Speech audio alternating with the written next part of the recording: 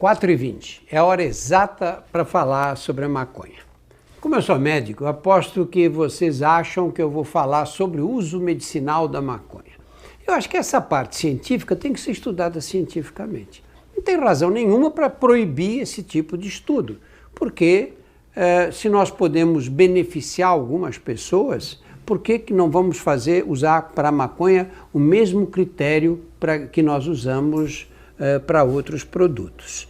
Mas eu estou aqui hoje não é para isso, é para discutir com vocês uma área em que eu tenho muitas dúvidas, que é o uso recreativo, ou como eu aprendi no decorrer desta série, o uso adulto da cannabis.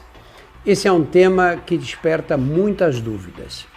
Para esclarecê-las ao longo dos episódios, nós vamos conversar com cientistas, médicos, advogados, ativistas, um policial e um cultivador e comerciante de maconha.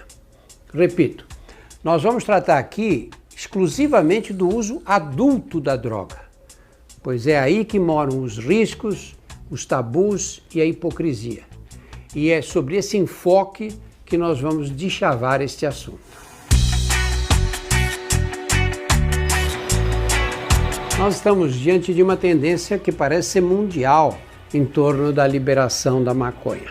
Adotando modelos diferentes, países como Uruguai, Canadá, Portugal, alguns estados norte-americanos já legalizaram ou pelo menos descriminalizaram o cultivo e o porte da droga em pequenas quantidades. O Brasil também participa dessa discussão. E uma das evidências disso é a Marcha da Maconha, que em 2018 reuniu 100 mil pessoas em São Paulo. Muita gente, né? Bom, a marcha aqui em São Paulo começa em 2008 com 50, 100 pessoas mais ou menos, era meia dúzia de gato pingado, e a gente se reunia ali no Parque Ibirapuera. De 2008 até 2011, a Marcha da Maconha aqui em São Paulo era proibida pela Justiça. Eles alegavam que a manifestação era uma apologia ao crime. Apologia ao crime, se não abaixar essa bandeira agora. Baixou. A orientação é só não haver a passeata, só isso, tá? Não podemos ter passeata.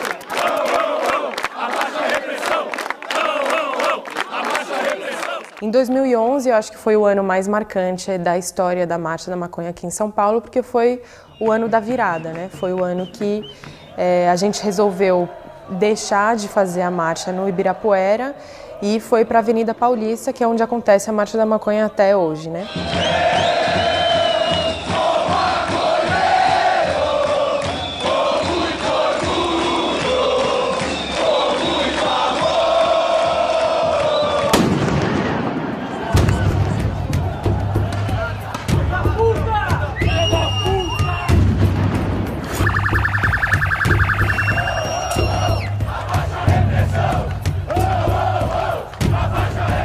Enfim, o fato é que pegou muito mal a repressão e a gente chamou um ato já logo para a semana seguinte, para o sábado seguinte, que foram as Marchas da Liberdade, aconteceram algumas edições, e essa mobilização toda pressionou o Supremo Tribunal Federal para decidir pelo óbvio, que é que qualquer impedimento da realização das marchas da maconha no Brasil era um ataque à liberdade de expressão, à liberdade de manifestação, etc.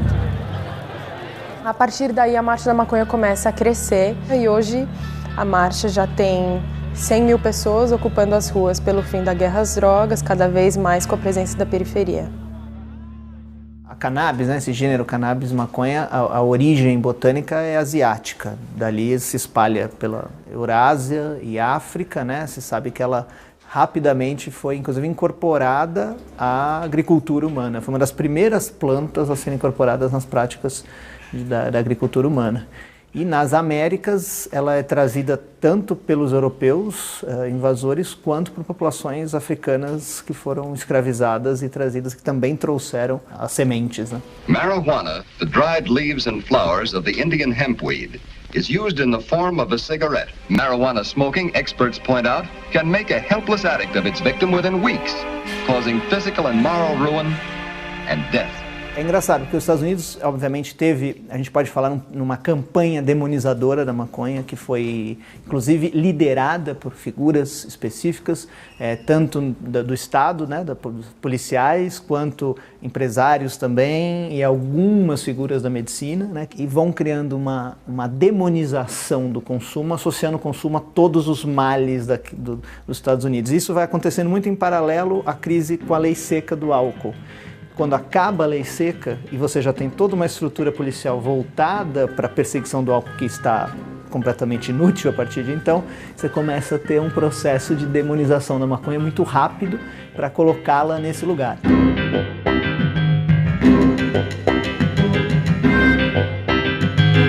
Tem a questão racial, que nos Estados Unidos é fundamental, quer dizer, a maconha é grudada, principalmente nos mexicanos, mas também depois vai ser incorporada ao racismo contra os negros. E no Brasil é completamente, toda a história da perseguição da maconha no Brasil é uma história racial.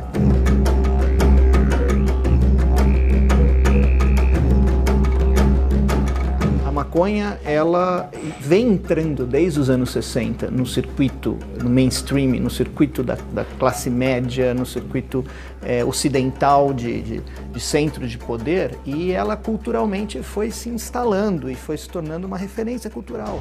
Acho que a maconha hoje vive o seu melhor momento cultural.